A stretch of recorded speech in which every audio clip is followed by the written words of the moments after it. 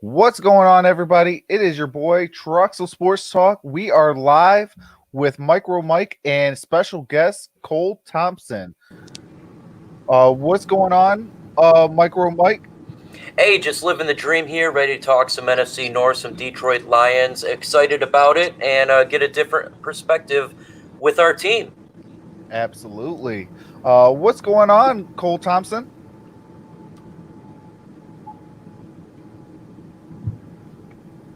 Yes, sir.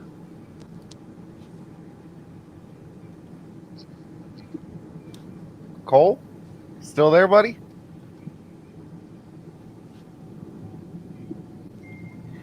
Some technical difficulties.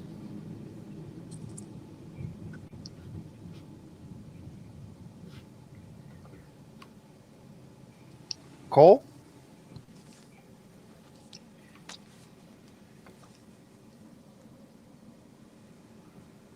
Well, let's just go. Okay. You want to do who's in the chat?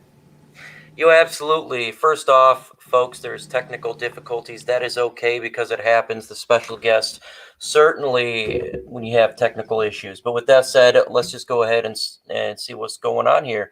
What's going on, West? BranchBall, Letty1, welcome to the chat. Sports player Daniel, Preston Lands, Chris Cashball, what's going on, brother? We are going to get it, talk some NFC North Detroit Lions. Casey, welcome to the chat. Blue and silver, Preston Lands, man, and we are Lock, Cock, Re-Rock. If you've not hit that like button, please do so.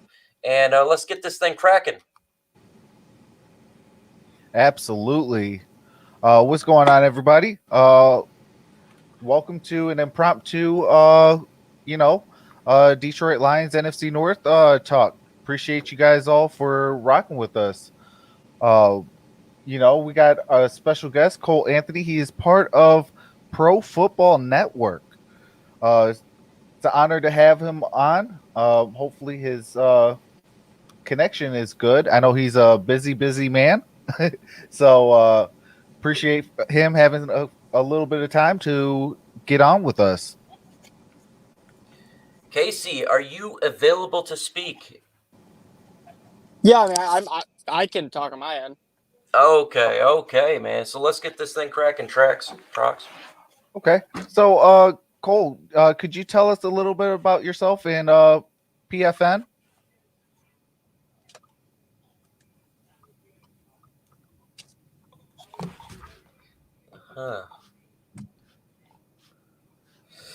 I think there's something going on. What's going on, man? So I can hear one of y'all. I can't hear the other one. So whoever okay, was can you just hear? speaking, Can you hear me at all? yes, I can hear you fine. Okay, so how do you want to tell the chat about what you do for your Pro Football Network and what type of articles you do? Just let the chat know everything about you and your site. Yeah, hey guys, my name is Cole Thompson. I'm a lead NFL writer for Pro Football Network, one of the rising sites coming out covering all football, NFL, and college related for the past year. My main duties are covering the entire NFL, looking at every single conference, every single team, and every single player as much as possible while giving factual insight and looking ahead at the season that we have, anywhere between long form articles to predictions to kind of anything along those lines. You have that. I kind of do all that. I cover pretty much every single roster in America and try to do my best to keep up to date with every single team and give a fair analysis for every single roster. Absolutely. And you just did an article about the NFC North, at least talking about how you believe our division is going to pan out. Now, we're a bunch of Detroit Lions fans, and we are curious to see what you think about our Lions. And I see you gave us a win record of 4. Can you elaborate a little bit on that? Yeah, I think that when you look at the Lions right now, 4 wins is very plausible. When they have a ton of games where I think that they could easily win, but then you have some games they could also probably win. And I got a lot of shade to throw on this saying that the game would be over in the first quarter. That could lean either way, in my personal opinion. I think you have the Houston Texans as one team. They're going to, on paper, look stronger heading into the season than Detroit. But by the time they play on Thanksgiving, I do think that this could be a very even matchup. And depending on how Deshaun Watson, the offense, thrives without the likes of DeAndre Hopkins, this could actually play in favor of the Motor City Boys. I also think that Atlanta is another team. On paper right now, yeah, they look like a better team, but we also don't know what's going to happen. If Dan Quinn struggles early in the season, he could be fired by the halfway point, and they could just start the rebuild right then and there. And then you have games against Chicago. I think Chicago is one of those teams that could probably be one of those where they split the division evenly. They get 3 wins, they lose 3 games. They're trying to salvage the pick of Mitchell Trubisky. They bring in Nick Foles.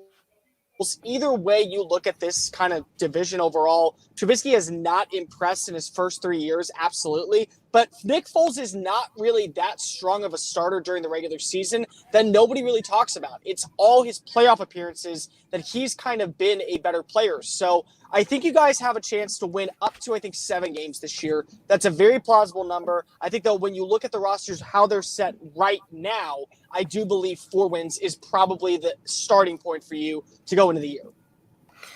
It's interesting because when we talk about the Detroit Lions, this team could either be it could be good or it could be very bad. Recently, very bad. Actually, more than just recently. But it's interesting to the fact that there's so many complicated factors that go into this. Last year, our team should have been much better than 3-12-1. However, the fact when it comes to injuries and just bad play at the end of the game, we ended that way. And I believe you're 100% right when it comes to, the Trubisky and Foles. I really don't think they're high level of quarterback play, to say the least. And when it comes to the Atlanta Falcons, they're another, a team that could be good or really bad. So it's going to be very interesting to see how this thing plays out. What do you think about the Minnesota Vikings? I see that you gave them the best grade when it comes to the win-loss record. I do believe the Minnesota Vikings are a scary team in the NFC North. Listen, I very much like what the Vikings did, and I very much enjoyed what they did on draft night. I thought that every single pick they made was a standout pick, and they got a ton of talent that I think will be able to be role players early on day 3, such as guys like Troy Dye, Kenny Wilkes out of Michigan State. They addressed so many needs after losing so many players this past offseason, but mainly they were able to get the 2 massive needs that they lost with Xavier Rhodes and Stephon Diggs, and that was getting Justin Jefferson, a 1,000-yard receiver.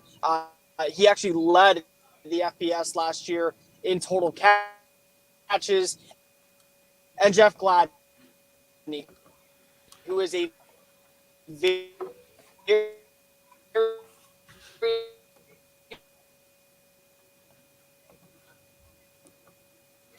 Travis, Yeah.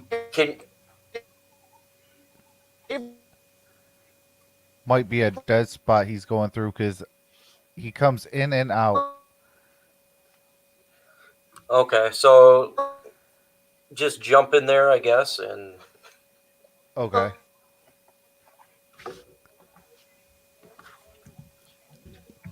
Cole, I think you're hitting a dead spot. I think Tennessee is a game where well, we lost him really quick, Travis. Okay. So go ahead and just talk for a little bit until we get this thing figured out. Okay. Cole, can you hear me? Cole? Can you hear Travis at all, or is it just me that you can hear?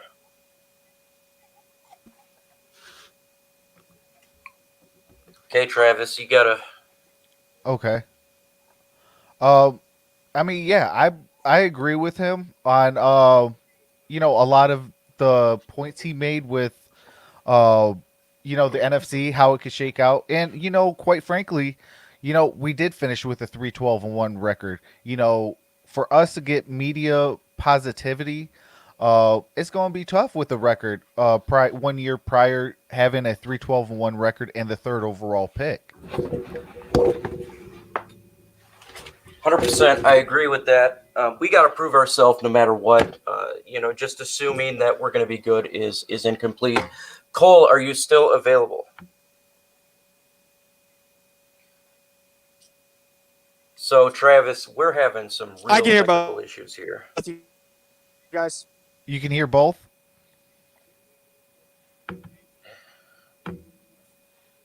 Travis, you're going to have to host. Okay. Yeah. So I don't know what's going on.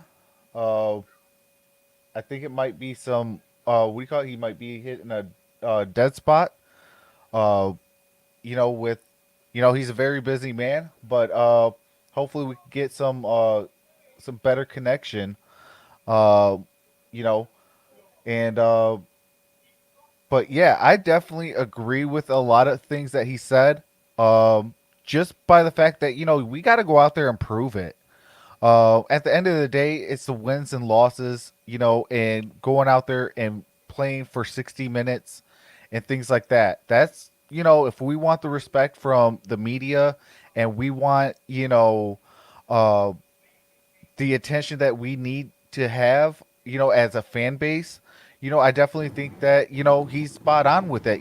Go out there, yeah, we have a 4-12-1 prediction, but go out there each and every single game and give it your all. If you play for 60 minutes with three phases of football, who knows what the game will bring? Maybe, that ball that last year didn't bounce this way or that way could go and finally bounce your way. With Chicago, it is a little bit difficult because they do have, 9 tight ends on their roster. Uh, but in the same token, that defense is what they're highly touted about. So you got to go out there and play 60 minutes. Cole, are you back? Yeah, sorry guys, something was going on with my Wi-Fi, so that was my mistake. Oh, it's all good. Well, welcome back. Glad you can hear both of us now. Yep. More technical issues. Just it happens. It happens. So, what do you think of the quarterbacks in the NFC North? I'm curious about that. I think that Stafford, when he's healthy, is a top 12 quarterback in the NFL. And I've said that for a very long time, that I think that he's a better quarterback than people give him credit for. And, I love the joke about all he has is stats, but stats are proof that he was viable of the number 1 overall selection in that draft class. I think that when you look at what he's done with mediocre teams, he was on the back end of Calvin Johnson's career. So he was able to only have a plethora of what could have been for both of these parties involved. So I very much think that if healthy, which is a big if at this point, he's a guy who definitely is going to be in the running. I think Kirk Cousins took a giant step last year with the team, and the reason he was so good and was worth those franchise tags in Washington was because of the offensive line. Minnesota went out and they were able to address the offensive line needs the last couple of years. He's gotten better. And then you have Aaron Rodgers, who still is one of the better quarterbacks in the NFL. He's made magic with lesser talent than any other quarterback out there besides maybe Tom Brady.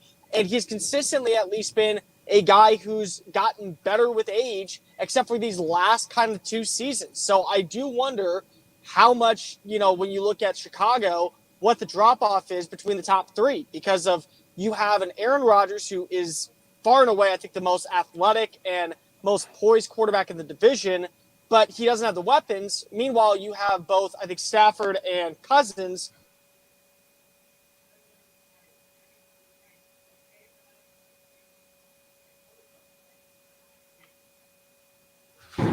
Yeah, sorry about that. I got cut off. But yeah, I do think that Stafford and Cousins have the weapons. They have the talent, but they don't have the offensive. They don't always have the best offensive lines. And the Trubisky and Foles kind of just fighting there for 4 and 5 respectively.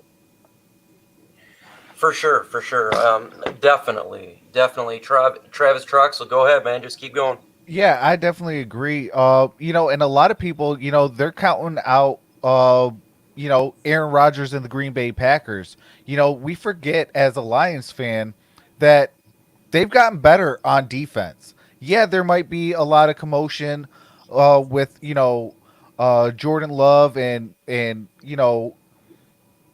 also Aaron Rodgers and, LaFleur and things like that. But at the end of the day, we seen the same narrative last year, and they went out, won the division, got to the NFC title game, and everybody thought it was all all the drama and stuff was like that was over, and that's why you can never count out a Aaron Rodgers or a Tom Brady, and things like that, is because when it's game time, it's game time. You know, the media, the fan base, everyone else can say all they want, but when it's that 60 minutes, that opening kick, it's game time for these fellas. Uh, and that's what Aaron Rodgers brings. That's what a Matthew Stafford brings, a Kirk Cousin brings, and a either Mitchell Trubisky and a Nick Foles brings. Nick Foles was a Super Bowl MVP.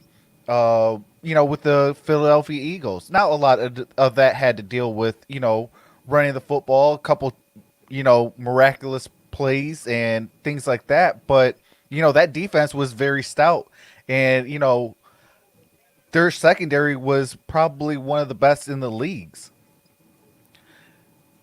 But I definitely agree. As far as you got to go out there and prove it. And I do have to say though, Cole, that a lot of people don't see like what Matthew Stafford could do. Like Matthew Stafford has never had an offensive line, has never really had a run game. He either has a highly ranked offense and no defense, or vice versa. He either had the number 2 overall defense in that year, which would be 2014, and no offense to go with it. He's always had to kind of carry that team. So it's so how do I want to put it? It's like Matthew Stafford. I feel like if he's on any other team, he could go out there and win, and possibly win playoff games and championships. I think it's just the innate, starting from the owners on down, I think it's just, year after year, you would think that we would go out and get an Everson Griffin, still a free agent, which is crazy because, he had double-digit sacks and things like that. And, for a pass rush, we're not that good at it. We only rushed 3, which is crazy to me. And things like that. So I definitely agree. You definitely got to go out there and perform, week in, week out, and and everything will take care of itself. Play to a high level.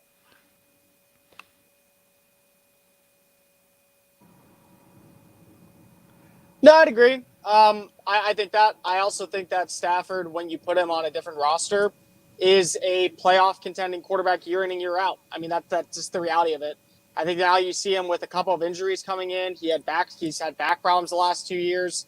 Now you wonder how much more do you have of him left. So to me personally, I just look at this guy and wonder what is the game plan moving forward. And you're right. They either have an offense that's moving the ball, but a defense that continues to allow points, or they have a stout defense, no offensive line, and no weaponry. But I do think that right now they do have a better offense than what we've seen. The biggest problem I wonder is the offensive line.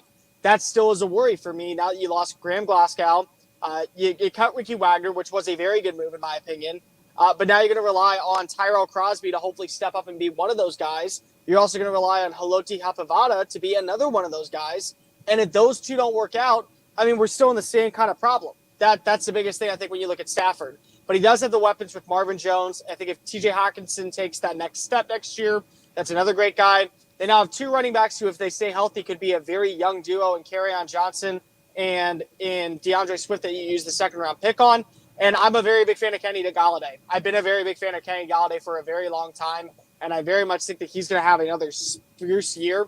It's all just going to be based off of how long can you keep Matthew Stafford up, and if that's the case, there you go. But you also have to wonder, with the improvement of defense, with the additions of guys like Reggie Ragland, Jamie Collins, and a few other names, Ron Harmon, Jeffrey Okudah, do you take that step on defense to be a balanced enough roster to contend with the likes of Minnesota, with the likes of Chicago's defense, with the likes of an Aaron Rodgers-led team?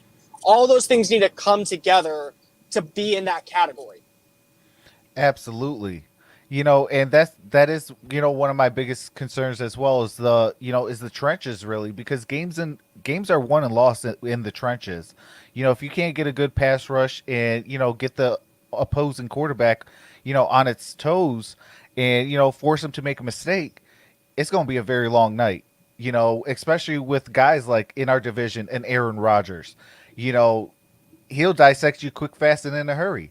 Uh, if you can't get to that pass rush, with force and things like that, it's going to be a very long night because now you're giving him time to stay upright and move that pocket and do the things that, you know, uh, Aaron Rodgers does that makes him so special.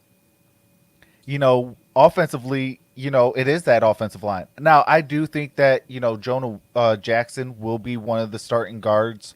I think, well, my bold prediction is he's going to be the left guard.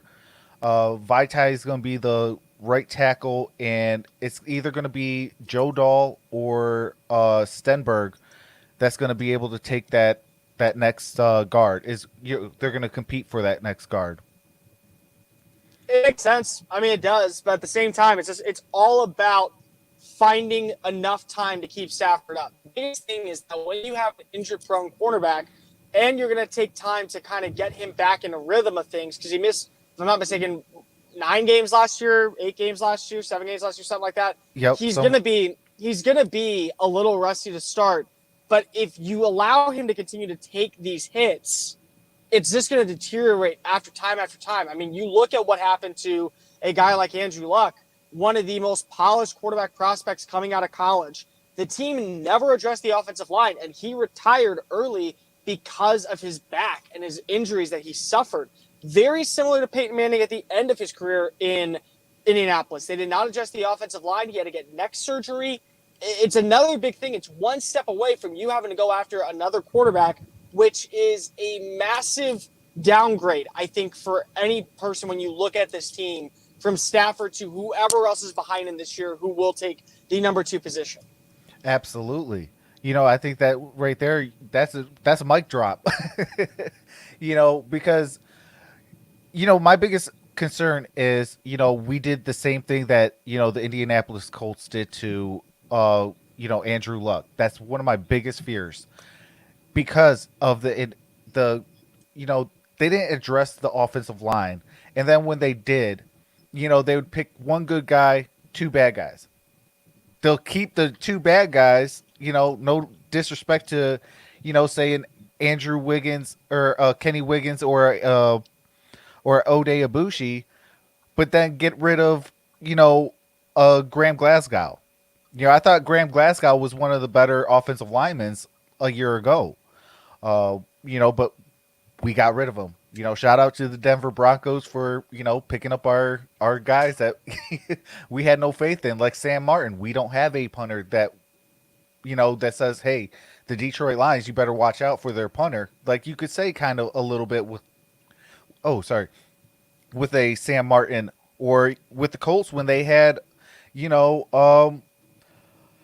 Pat McAfee, the Kansas City Chiefs with Hutchinson, those prolific punters that, pin you down at the 1 yard line, pin you down, in your own 20 yards, for a touchback and things like that. Those are the little things that, has me worried so very much, because it's like, on paper, we have all the tools, outside of what we have on offensive line in our pass rush. On paper, our linebackers look good. Our secondary probably looks like one of the most stout in the NFC North. And, we got the wide receivers, the tight ends. We got a two-headed monster in Kerryon Johnson and DeAndre Swift. And then we got Stafford healthy. How long can we keep him healthy, though? That's, one of my biggest concerns, and I think you hit it right on the head, is, when a team does not address your offensive line, it shaves years off your quarterback. I'd agree with that. Real fast, 2 shout-outs, Ben Diesel, and there was another guy. Ben Diesel, I actually agree with you. I had Braden Mann mocked to the Lions in the 6th round. I thought that was a perfect fit for him. I thought that he would have been a great addition, and he was the most stout punter in college football history. And, yeah, I do think that if Matthew Stafford, someone brought this up, if he goes somewhere else, he will thrive. The question is, I don't know who would want an injured-prone quarterback at this time when he would be coming off of two years injured ridden, and if he has a down year this year, it even marks his, it lowers his cost even more. So I'm not sure where he would actually go. But you're not wrong. There was a great video that came out by Mark Schlerbaugh not too long ago about talking about how the skill players are actually on the offensive line. And that's true because when you look at a team who has had success, the biggest one is Tom Brady. They've done enough with their offensive line and had a consistent offensive line to allow them to not have weapons and make magic out of nothing because of what Tom Brady and the offensive line has been able to do. They're your most important part. So this was something that I really looked at. Once they addressed the need for the replacement of Darius Slay in Desmond Trufant, I actually would have traded back, and I would have considered drafting one of the tackles this year. I thought that would have been something to really solidify to Stafford and to the team. Hey, we're going to get you protection. We're going to make sure that we get you upright. We just released Ricky Wagner. We have to make sure that we get you someone who's out there. And Haloti Havata is something better than, honestly, there's very few players who I think that he's better than. And to pay that price was a little too much when you could polish and develop a guy to go alongside Taylor Decker, who's in for a massive year and a prove-it year this year. So that would have been the smarter move for me personally, especially if you're set on keeping Stafford up and about behind that line this year. Oh, absolutely. I definitely agree with that. You got to put an emphasis on, your offensive line. That's your first line of defense and, your first line to keep your quarterback upright, especially coming off of 2 back injuries. He had 2 shoulder injuries. He's getting a lot of upper body injuries, and, those are shaving years off of his career. Now, I do have Stafford, competing with a Drew Brees in all-time passing yards and things like that. But if he can't stay healthy, ain't no quarterback can compete with that. No, exactly. There's no way that there is a quarterback there that no one behind him could stay healthy. There isn't. I mean, that's just plain and simple. And I do think that when you look at what happened last year, especially with David Blau, he struggled. And, don't get me wrong, David Blau versus Matthew Stafford is a no contest. You're going to go every time Stafford. But to see him struggle as well, I mean, that just shows the incompetence of the offensive line. I like that Bob Quinn was aggressive in addressing the need this offseason, but he overpaid for players who I don't think are good enough to be starters in the NFL full-time. And he didn't address the needs enough in the draft to be able to say, if you aren't a starter, we are going to have to find a way to, back up use that person as a backup and bring them into a starting role. So the guys on the offensive line are the guys you have this year, unless you do a mid-season trade, which I don't see happening. So if it is Stafford, that's fine. If it's somebody else, just good luck. Absolutely. And that's the thing. It's that's the thing with Detroit. We're a small market team. If we're gonna get somebody, we have to overpay for them. Unless we have, even Mike Daniels. We still had to overpay for him last year. He got $9.7 million and 7.8, I believe, was guaranteed. So it was pretty much a fully guaranteed contract. And he played only in 8 games, although he okay, sorry about that. If you guys hear any feedback, people are driving motorcycles down my street. But we see all these things, and it's like it's so hard because it's like Detroit. I'm so sick and tired of overpaying for players, but until we go out there and win consistently, that's going to be the namesake for Detroit. You got a guy like a Larry Warford. Shout out to Ben Diesel, for bringing him up. He's like, the Lions could go still sign Larry Warford. He's only really asking for about $7 million. You could go give him a fully guaranteed contract, and you got more options at the guard position now. You got Stenberg, you got Jonah Jackson, Joe Dahl, Larry Warford, could it Tyrell Crosby, could different options. You can even put Vitae out there, but you would have to have somebody that could play right tackle. Yeah, I agree. To answer Ben's question, I think if you're signing Wofford, it's a 1-year deal. That's all it is. It's a 1-year, $7 million deal. Yep. And you're trying just to bring some stability to an offensive line to contend and maybe pick up some games. If Wofford really wants to, I mean, it would make a lot of sense. He knows the team. He knows the area. He knows he knows probably at least some type of form of the offense. So it's hard to doubt it. But at the same time, if you don't consider them a contender, but I also think that kind of in that same regiment, how much money are you willing to pay for someone? And that's the biggest thing for me personally. Also, you do have to worry about the Kenny Golladay thing. That is a big point. You're going to want to extend him to a long-term deal. I think he's earned a long-term deal, and you have to save money here and there in order to fulfill it, because I think the second you lose out on the Golladay sweepstakes, it's going to be a bigger loss, even more so for the team. And I wouldn't be shocked if you just set straight rebuild from there. Oh, absolutely. The Gridiron Blitz asks, what about Everson Griffin? I think it didn't make sense. It's a lot kind of like Mike Daniels from last year. He knows the team. He's based the team for pretty much his entire career, or at least the relevancy of his career.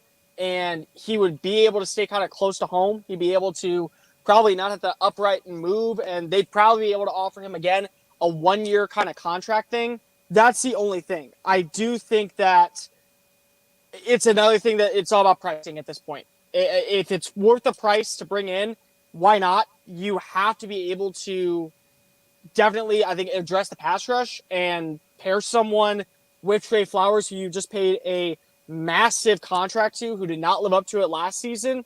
But at the same time, is it worth giving up all this money for a guy that you're either going to cut a year from now, or are you going to just have to settle on the fact that you may not be able to bring back players that you really want and watch them leave in free agency because of you brought in an aging veteran who, while addresses a need, maybe isn't as important as maybe struggling in that position, maybe getting the right draft spot the next year and drafting a guy younger to have stability over his contract for the next 4 years. Oh, absolutely. Now, for me, I have Everson Griffin, and if we go after Larry Warford, I have, those being 1-year deals. At least get us by till, the next year's draft and free agency class.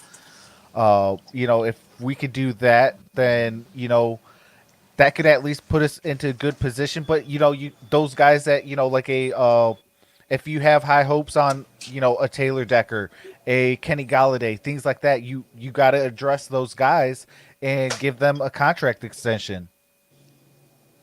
Yeah, I would say that's very true. But at the same time, I think that this is a prove-it-year kind of thing for some of those guys. Oh, yeah, and especially Taylor Decker. Yeah, that's a big one. That's a big one. I'm sorry. I mean, is Decker a serviceable left tackle? Yes. Is he a top 5? No, he's not at all. He's middle of the pack. Definitely worthy of having a contract extension. What's the price? I don't know, but if it's over, I gladly would ship him out. Oh, absolutely. And I have Taylor Decker being better fitted at the right tackle spot, and even on the opposite end of the defense, I have actually Jared Davis. If he can move to the outside linebacker in that same backer position, I feel like he can actually be a bigger threat. Because that's his skill set, is getting to the quarterbacks, getting to the running backs, things like that. Where if you have a guy that, only does that, and that's your middle linebacker, you just put your entire defense in jeopardy, because your middle linebacker is your quarterback of the defense. Yeah, I'd agree with that. And you have some guys to look at. I think with the Jamie Collins edition, this will allow Jared Davis to either move outside, or you can move, I think, even Jamie Collins outside. So it definitely fits what you need. And it's a position that's addressed. I just wonder, with Jalen Reeves maybe probably having that will position kind of locked up, you kind of have to wonder who's going to be at the other 2 slots. And you also brought in Reggie Ragland, who just came off of a Super Bowl winning team, although he was probably the 10th best player on that starting defense. So I mean, it's not living up to major hype, but if you play him at the Mike backer, you play Jamie Collins at the Sam backer, where does Jared Davis fit in all this, especially with him having his option declined? I do think he is better than what we've seen from him thus far, but it's also really hard to pinpoint why you should trust that he's going to be someone to watch for. Oh, absolutely. And we still got Vaitai what do you call it? What's his name? Jelani Tavai. As far as you know, he needs to either get seen at middle linebacker or even an outside linebacker. Uh, you know, so where does that leave? Even a Christian Jones. So I mean, Detroit got they got to look at this roster. And I think this is a prove it year for a lot of players. Definitely. And I think it's also kind of a prove it year just for Bob Quinn and Matt Patricia, especially. I don't think if they get past the 8-win mark this year, both are especially out. Patricia for sure will be out if he doesn't get at least 8 wins. But this could be a time where they reset. They look at maybe keeping one or two kind of guys who are definitely will put butts in the seats and keep fans active. But outside of that, a guy like Desmond Trufant, you just signed a 2-year deal, cut him, save yourself some money, and just start a rebuild. Start looking at what you have that could be part of the long-term plan. And if it works, you just start fresh. If you don't believe that a guy is going to be able to stick around, stay healthy, and be here for 6-7 years while you build into hopefully a powerhouse while Minnesota starts to struggle. We already started to see it with them losing players because of the cap space situation. And if those players that they brought in don't pan out, they're going to be one of the worst teams in the NFC. Green Bay, we don't know what Jordan Love's going to be. Maybe he will take over and be Aaron Rodgers-esque and continue this trend for the last 40 years of freaking Packers quarterbacks just being great. They've never once had a problem with that. Same with Chicago. They're about to either hit a rebuild or a retool offseason in 2020. So if you just start fresh and you have to, cut ties with Matt Patricia and Bob Quinn, it works. It's not a bad deal. But at the same time, I do think when you see how this season pans out, it's going to tell a lot about what the future is for Detroit. Oh, absolutely. I mean, sometimes, you get a bigger addition via subtraction. A lot of that was, who do we have a couple years ago? We got rid of, oh man, I just went blank on who. It was a couple years ago. We had someone that was on the roster, and we got better cutting him. The overall defense, or I think it was on the defense, was way better. It was what do you call it? Ziggy Ansah, because Ziggy Ansah, when he's healthy, is one of the better elite pass rushers. But that was the biggest problem, and still is for Ziggy Ansah, is staying healthy. Same with Jadeveon Clowney. He's one of the better upper echelon, pass rushers, but he can't stay healthy a full 16 games. And you need him healthy, late in the season, going into playoff runs. And for him to ask for 17 million is outrageous. Like, you got to play 16 games if you want 17 million. I agree with that. I also think that analysis is so wrong. I don't think that Clinton is a great pass rusher. I think he's a serviceable one. It does not stop voting that makes him one. Oh, you're getting pixelated a little bit. Can you hear me now? Still a little pixelated.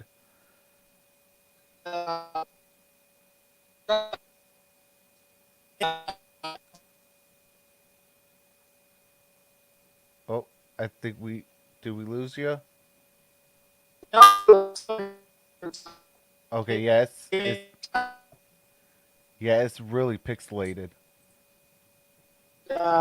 Give me a second. Okay, it's starting to clear up a little bit.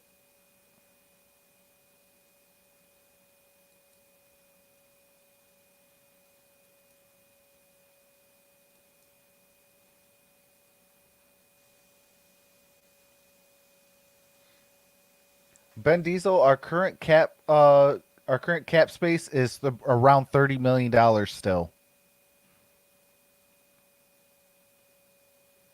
We have about $30 million to play with before the money runs out.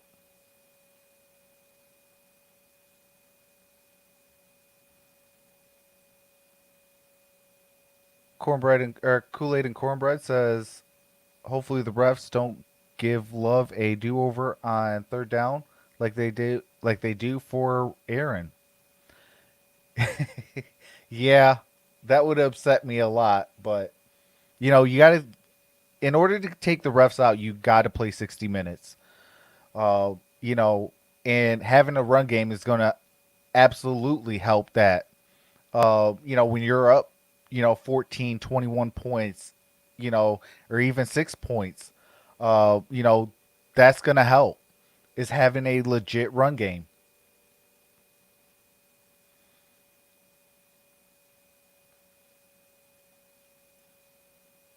I just want to watch some live football. Absolutely. All right, what's going on, Cole?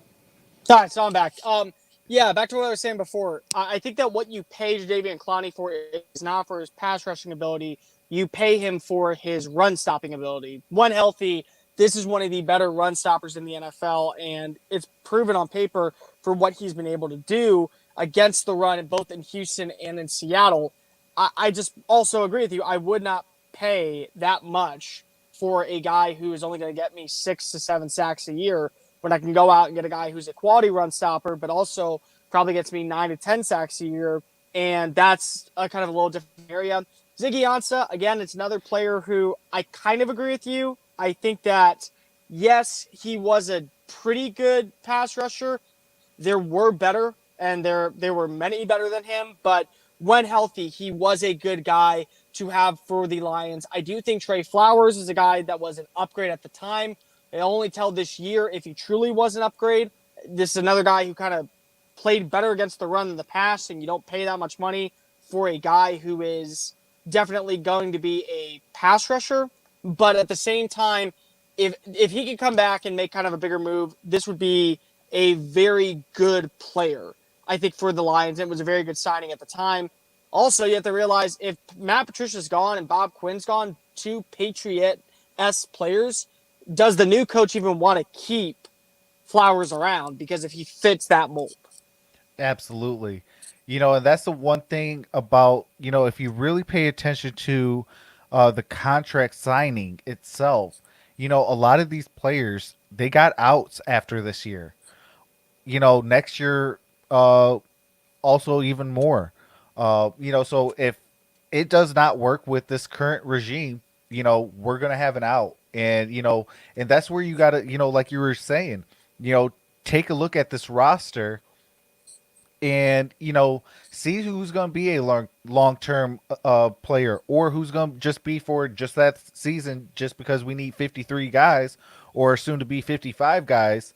Once we start getting into 17-game seasons next year, those are going to be the things that, is going to help dictate, okay, hey, the Lions are going to have to go into either a full rebuild, or B, another minor retool to give whoever the next guy is, his players.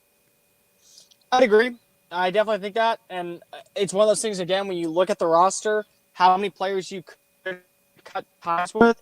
And sometimes tanking works. I mean, it's frowned upon in the NFL world, but if you're consistently having these 4-12, 6-10, your best season is only going to be maybe a 7-9. Take a year off. Actually try to do the tank. Find players that fit your mold. And when you come back and you are able to draft, maybe you'll be able to draft for your future, have a few more picks, be able to gain a few more compensation picks as well because you let them leave in free agency, and be able to kind of accept the tank and build up. Miami showed up this past year. They were willing to trade away players for first-round picks. They had 3 first-round picks this year. They had 7 total picks in the top 100. And I think that when you look at all that, it's going to benefit them moving forward for their future. So don't be afraid that if you tank, it doesn't mean that you are horrible. It just means that you are accepting the fact that you know you're not going to be a solid team, so be bad for 1 year and see what happens next. Yeah, but the only issue is sometimes with Detroit, we might have what we think is contending caliber players, and we still come up short. But you know, but absolutely, I couldn't agree more. I'm not a person that wants tanking, but in the right situation, like if you're already, you're out there first 4 weeks, first 5 weeks, you already know your percentage of making the playoffs are slim and none, and slim took a vacation. And if that's the case, let's go into that full rebuild. Let go of Matt Patricia, Bob Quinn. The players that can get out, kick them out. The guys that might be in a contract extension, but their new head coach might think that, hey, look, I think I could build around this guy. We do got some young talent. I know Trey Flowers is 24, 25 years old. Danny Shelton is about that same age, 24, 25. You know, maybe you could get some good trade value with those guys. Uh, you know, but I absolutely I want to see 60 minutes of fighting, win, lose or draw. Uh, you know, I'm okay if you lose, as long as you're not just throwing to the other team instead of trying to throw to your own guys and trying to get seeing what you really have. Um, you know, so there's a fine line for me between a tank and playing just enough to lose but still being competitive. To me personally, I think it would be smarter to tank on purpose than consistently find ways to lose at the end of the game. You have to remember last season the Lions had 9 games where they were leading going into the fourth quarter and they blew it. I mean, Yeah. so when you Well, have it was 15 games that we led in the game leading up into the fourth quarter, and we lost them. So when you have that and you're finding ways to lose, something has to change. And if you want to do that with personnel, change, go for it. But then you have to realize maybe this new head coach doesn't want these players there. They want to accept the tank. They want to accept, being mediocre for a year to build their roster. Because that's another big thing that a lot of people don't realize. And the way I look at it is, look at Matt Rule. He went out to Carolina. He said that he wanted Cam Newton to be his quarterback. They evaluated. They realized it wasn't good. Cam Newton, it's May. He's still a free agent. And Teddy Bridgewater got a $63 million deal because this was a guy that Matt Rule thought would be his guy. It was never one of those things. So all these things could change based off roster position when a new head coach and a new GM and a new scouting department kind of comes in. All those changes could be there. So instead of just being an every year 4-12 team, accept defeat for 1 year and build your roster up by gaining those compensation picks. It's easier to say, well, we know that we're going to be bad this year than to lose 15 games when you had a chance to win all 15. Yeah. Yeah, absolutely. But a lot of that, I definitely feel like if you can add a run game, if you look at, prime example, the Tennessee Titans last year in the playoffs. How did they get to that deep into the playoffs? How did they beat the number one AFC team in the Baltimore Ravens? How did they beat the scary looking, New England Patriots? They did it via the run, and when they lost, they shied away from the run. And, even look at, no offense to any 49ers fans, Gridiron Yuki, Hollywood 80, all you guys, love you guys still, but look at the 49ers. When they lost, in the Super Bowl this year, why did they lose? They were up at halftime, and the halftime rushing yards was, they shied away from, they wanted Jimmy Garoppolo to throw the ball when you have the lead. You run the football and kill the clock. so you can get out of Dodge, and guess what? You're in the Super Bowl, so you be winning a Super Bowl. Same thing with the 1 yard line with the Seattle Seahawks, and things like that. Like, you're at the 1 yard line, you run that football, you got one of the better upper running backs in the league.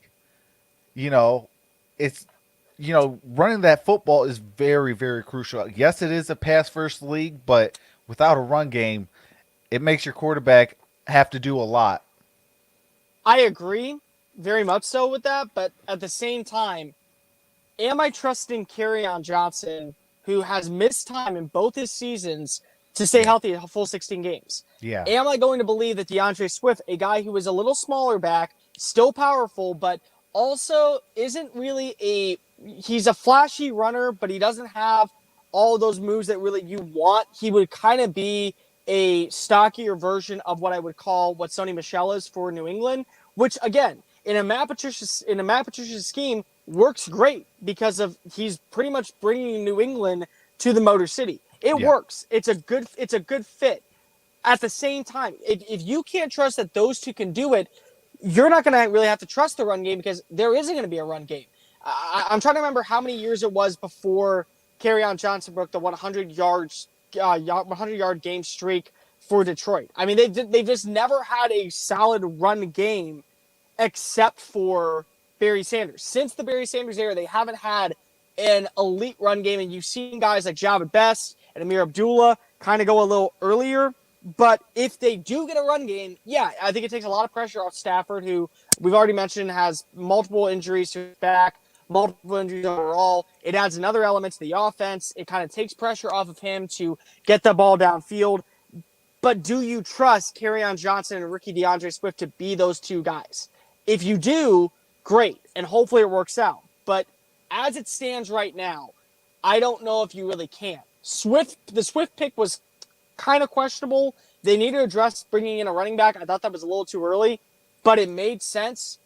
But at the same time, Kerryon Johnson at one point looked to be an emerging running back and just hasn't stayed healthy. Absolutely. And I think he could be that number one back, and and it just, his injuries, you had to go out and go get a top tier running back. We had J.K. Dobbins, we had DeAndre Swift, and Jonathan Taylor. We had our pick of either one of those guys. I'm glad that we at least got one of those guys because, you don't know what you're going to get with Kerryon. This is definitely this is definitely his prove it year. If you do not stay healthy, you are gone. We're not going to pay you and a bigger contract, and you're not giving us a return on it. And that's one thing that, Detroit has always lacked is, we see the name on the back of the jersey and don't want to cut ties with it when sometimes it just doesn't work. I agree with that. Yeah, thanks, Noble Sports Entertainment. 2013 was the last time they had a 1,000-yard rusher. I think that was the last time they also had a 100 yards, if I'm not mistaken. So it was before you had a guy who was confident in the backfield. So I just sit there and I wonder, this has been a problem for a while, and if it continues to be a problem, this is going to hurt Detroit. And I actually was very high on Kerryon Johnson. I very much liked him. I thought he was a very standout player coming out of Auburn. And if he stays healthy, he's a very confident back. But 2 back-to-back years, he's missed a majority, at least a quarter of the season, and then pretty much all of last season with injuries. It's hard to believe in that. It's really hard, and the odds are actually probably pushed against him going into this year, especially now brought in and used a very high draft pick on DeAndre Swift out of Georgia. Yeah, absolutely. Now, I am kind of high on DeAndre Swift. I thought, he can do some good things, but I do agree. He is a bigger version of Sony Michel. And we've seen what Sony Michel could do for the New England Patriots. Hopefully he brings something like that, but you still need that guy that is that bruiser, and I'm hoping it's either going to be Kerryon Johnson or Bo Scarborough. Bo Scarborough came on late in the year from, I believe it was, uh, who was it? I want to say it was it the Seahawks? I think it was. Uh, but he came to Detroit late in the year, and in those games, was the better back, which is crazy. A guy that doesn't really know the system was the better back from a guy that we drafted, went through off-season programs and things like that. And a lot of that is doing with injuries. Yes, it definitely is. I will say real fast, if you don't have an effective offensive line, though, you will not have an effective run game. That is So facts. that's a very big thing. So again, this is another thing where you have now two of your biggest positions to address with two guys who I do think are competent players in both Stafford and Johnson. And if the offensive line doesn't hold for either, you're not going to be able to get a run game going. You're going to feel the pressure for Stafford. I just don't think that right now you can rule any of these running backs to be good because the offensive line is the biggest problem right now, and it still is a problem going into the season. Yeah, because we don't know what we have. Mm-hmm. There's so many variables that it's just like, wow, what is going on? And you got guys like a Larry Warford. You could plug and play him, and you're gonna get top flight production out of him. The last 3 years, he went to the Pro Bowl after leaving Detroit. Yeah, you're 100% right when it comes to that offensive line. No doubt about it. That's key towards everything. If you cannot keep Stafford upright and if you cannot open up the holes, we are going to be a 4-win team. So Jonah Jackson, that third pick that we picked up, needs to pan out. I'm still worried about Joe Dahl on the left guard position, but I'm with you 100% on that. No doubt about it. The offensive line is key for this offense. Yeah, it has to be. And the biggest thing before I end up leaving you guys, I do think that this is a team in Detroit that really could be better than what I predicted at 4-12. But you have to wonder about that offensive line. I am a very big component of teams that are good are the teams that aren't sacked a lot. And when you look at some of the teams from last year, I believe it was 9 of the top 10 teams that allowed the least amount of sacks last year went to the postseason. It was funny because the only team that allowed the least amount of sacks, Los Angeles, they were the only team I think that didn't go last year. But besides that, every other team went to the postseason. So I do think that if you can get a better offensive line, and you don't really know what you have. You have to kind of put it all out on film. But with everything going on with the COVID-19 stuff and not able to go in for OTAs and not able to be around these players and maybe the first time you're all together is training camp in August, those are all things you look at that you just wonder, okay, I'm not sold on it. Yeah, Scott McClellan, if you want to take that bet, go for it, buddy. I also think that you could be 4-12, 7-9, 6-10. I don't really know with you guys. It's all about the offensive line. Well, and two, in the fact that, like, what I was talking to the other day is how that in a Kool-Aid drinking fan like myself, it's hard to argue with a fan that doesn't think that is the team's going to be good, or an individual who's not even a fan think that the Lions are not going to be good, because in all honesty, they haven't proved it with the wins. You got to win. So if they want that narrative changed, where you got analysts predicting more wins, then you got to win. That's going to be the only way. I mean, I can tell you right now, just when you look at the roster, they're already going to count them out. I do think that they are a better team than advertised, and they do have the pieces there to be better. And the defense, I think, will take that next step. But again, it's all about the offensive play. And with an offensive line that you have no idea based off of right now, and you're still wondering about Stafford's, you're wondering about Stafford's injuries. You're hoping that he comes back healthy. You're wondering about what could happen with the run game. All that adds up.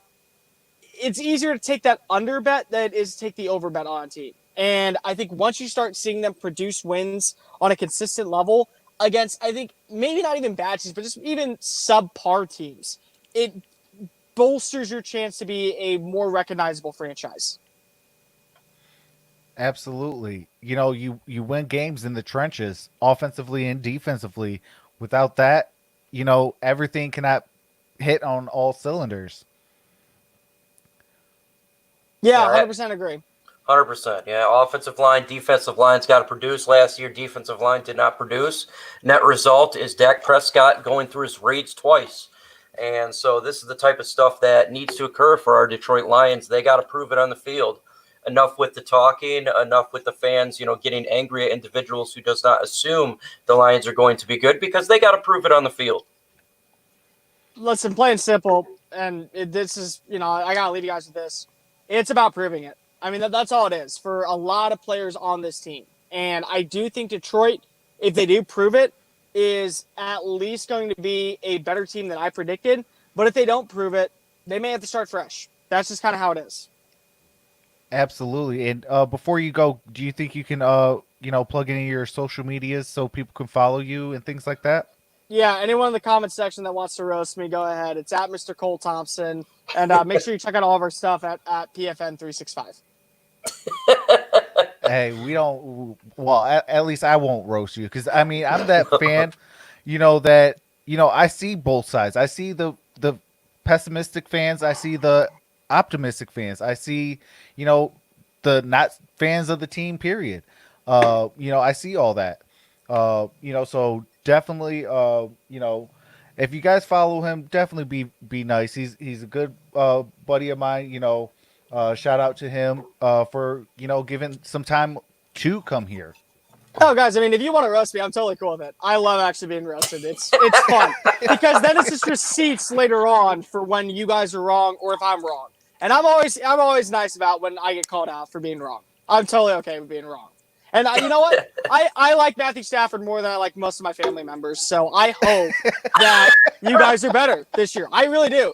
Because if I would trade for Matthew Stafford a few years ago, I would have traded for Matthew Stafford for a first-round pick. So it's not my fault that I love him so much and he just plays for a team that does not love him. I'm sorry. Yeah. Totally get it. Yeah, I totally get it, but I appreciate you, brother. You're more than welcome on my channel anytime. We can talk and things like that.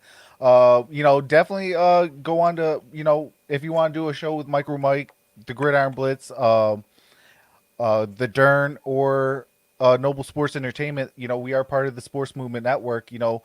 We appreciate, things like that. So, definitely appreciate you for coming out and, giving some time for us. Yeah, thanks guys so much for having me. You guys take care. You as well. All right. But what do you think, MicroMike? Look, man, it's always good to have individuals that are not fans on here, and I like their take, even if the take is something that I disagree with. Obviously, I think the Lions are going to do better in 4 wins, but at the same time, there's people that are pessimistic, and they have the right to be pessimistic. When you go 3-12-1, when you go 6-10, how can I dog a guy who says the Lions are not going to go? They're not going to have a good season. The odds are, statistically speaking, they're more correct than I am. I just see that our team is in a better position to succeed than given credit for. But at the same time, you got to prove it on the field. You got to prove it on the gridiron. You got to prove it when you got that pigskin in your arm. And that's what we got to do. We've talked all off season. We've talked about the draft. We talked about free agents. But at the end of the day, the team has got to pull out those wins. And it starts week 1 against the Chicago Bears. Absolutely. That is #facts, Mike. Absolutely. Go out there, play 60 minutes. The games are won and lost in the trenches. You keep your quarterback upright. You open up holes for your running back. 9 out of 10 times your offense is going to move the ball. Same thing with the defense. You play solid up front. Put your linebackers in your secondary in great positions to go out there and be in the right position at the right time. If the ball's wobbly, gives you another step. So, maybe that's a pick. And if you get a couple blocking and once you get that pick, that could be a pick 6. Yeah, absolutely, and they just got to prove it on the field. And so I don't get mad at analysts. Last year I would have, But after going 3-12-1, I cannot get mad about it. Hey, that is that is facts. I mocked everybody that said the Lions would go 3 wins. And who was the one that looked like an idiot at the end of the year? It was me. Hey, me too. Me too. So, hey, man, it's all fun and games. I think the Lions they just got to they got to get the win. And so Absolutely. I enjoy all analysts at this point, and it should give fuel to the Lions team and the players. It's got to give fuel to them. If you take it as a disrespect, well, then go ahead and win a game. You know, there you go. That's how you change the narrative. Absolutely. Absolutely. You know, and the best way to cure all the naysays and things like that, go out there and win on a consistent basis. You know, where you don't put that, you know, where, you know, remember Matt Patricia's first win. You know, it was more or less about how everything that the Patriots did wrong. Then Matt Patricia finally got over the hump and got his first win. Now, see, I don't like that stuff. That's the stuff I don't like right there. Yeah, if they get the win, give them the credit for the win, okay? Like, you know what I'm saying? It's not the fact that other teams lost. If the Lions get a win, give them the credit. They beat the Patriots. Hey, give them the credit for it. You know what I'm saying? Absolutely. Because when we lose, we definitely take the credit for the loss. So we got to take the credit for the win. We do. We got to take all the glory that we can get. Last year, we had 3 games of glory. Okay, so when we get those dubs, we got to be happy. But I do think, guys, I do believe our team is going to be better than 4 wins. I think 9 and 10 wins is generally where I'm going. I know initially I gave you the win prediction when it comes to schedule release, but I'm going to dig deeper, obviously, before the season starts. But at the same time, man, look, our team is a team that's not nationally known because it's nationally known for losing. So they got to prove it with the dubs. They start winning, then they will get all the loves. Oh, absolutely. You know, and you know, beating the Patriots and then losing against, you know, the Jets, you know, it's like with a rookie quarterback, you know, how can you really get those types of, you know, credit? Like, it's just like, well, you should have been, you know, at least 2-1 or, you know, 3-0 or whatever, you know, if you're going to beat the Patriots. Hashtag facts. You know, so what I want to see is consistency. You consistently win. And stop with these consistent losing, you know, with no run games, no this, no that. It's like, you know, as a fan, you know, we want to see a proven winner out there on the field. Whether it's a highly touted guy or a guy that comes out of nowhere. Just go in there and do your job to win. Hashtag facts. Hashtag facts. And he was correct when it comes about the Lions. It's all about the offense and defensive lines. Absolutely. If the offensive line it kind of did what it did last year, actually it was 11th rank in the NFL, that's not going to be too bad. But you got to open up the holes for the run game consistently, and I think we will do that with Jonah Jackson and Sternberg. I think he'll get some playing time this year. I'm just not too big on Joe Dahl and the defensive line. We know what happens if you don't got a defensive line, and it ain't pretty. So if we get good offensive defensive line, we're going to win, folks. We will. Absolutely. And, you know, that's why I have, you know, Jonah Jackson actually going to his natural position, which is pass protect, and putting him on the left guard side. You know, now you can get that kind of like that run stopper. Because, you know, I'm usually for a right-handed quarterback, your right side is usually your stronger side. So if you're going to block, you know, run block, you want to run block from your right tackle or your right guard.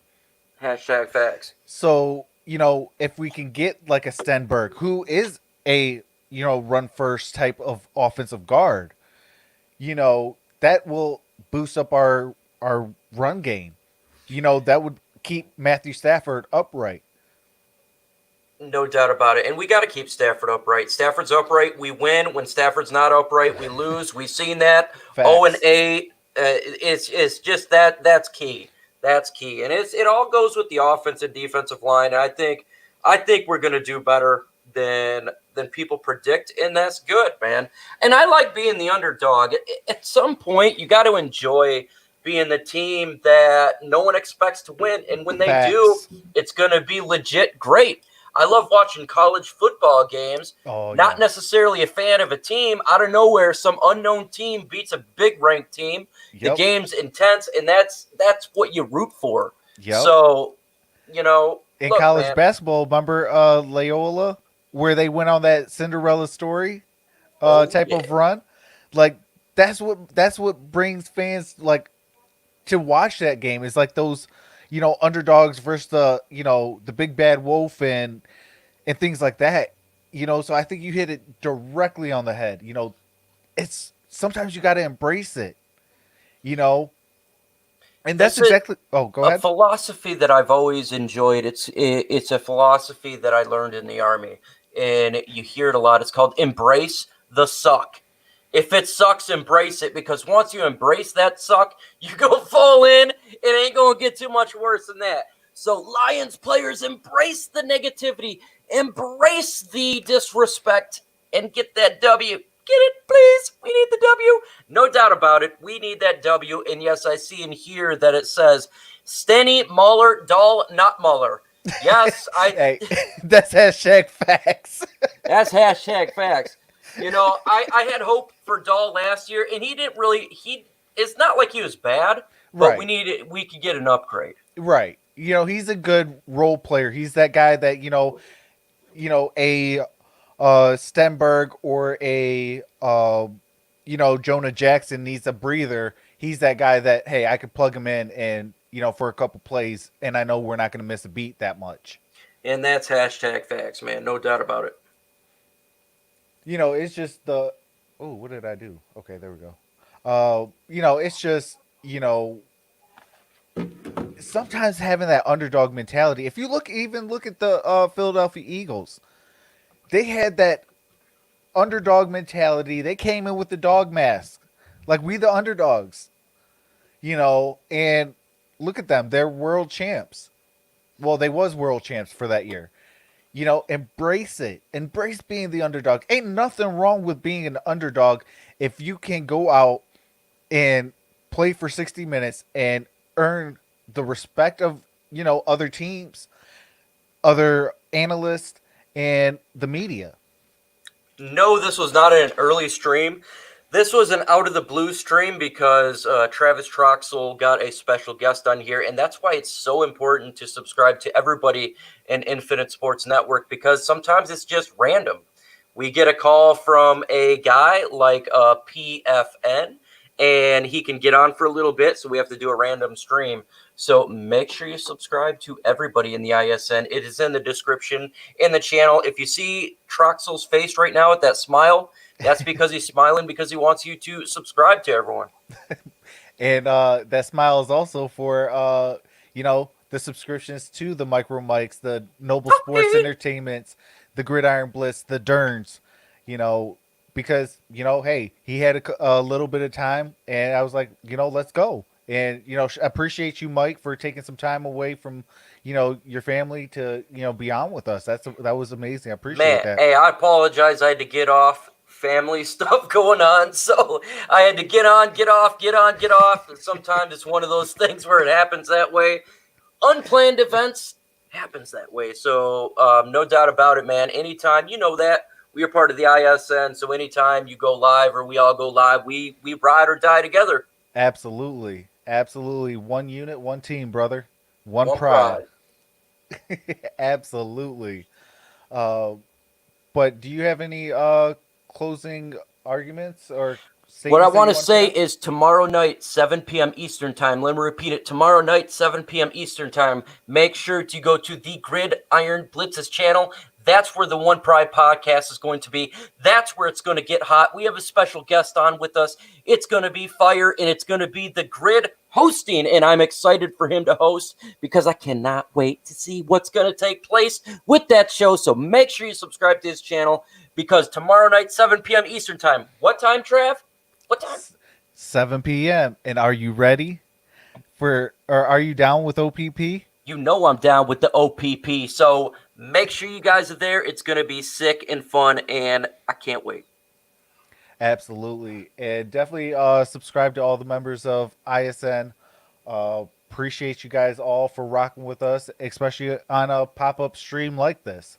Uh, you know, definitely subscribe to the Gridiron Blitz tonight at 9:30. We will be going live for the Grid and Truck show, and then tomorrow we got the One Pride podcast. But definitely subscribe to all the members. It helps. And click that notification bell. Set it to all. So when we do go live, you get notified. A lot of people, they'll subscribe, but they'll forget to hit the notification bell.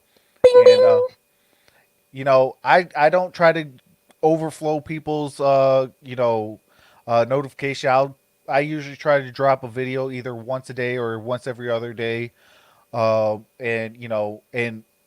no more than two on my channel. Because YouTube doesn't kind of is friendly with a bunch. Sometimes you'll get it, sometimes you don't. But so I just try to what do you call it? And I know that's what we all try to do as well. But with that being said, love you guys. Appreciate each and every single one of you. Appreciate you, Mike, for stopping in. Appreciate Cole Thompson, for taking his time and, being on here. But with that being said, you guys, appreciate it and have a nice day. And we're out. Adios.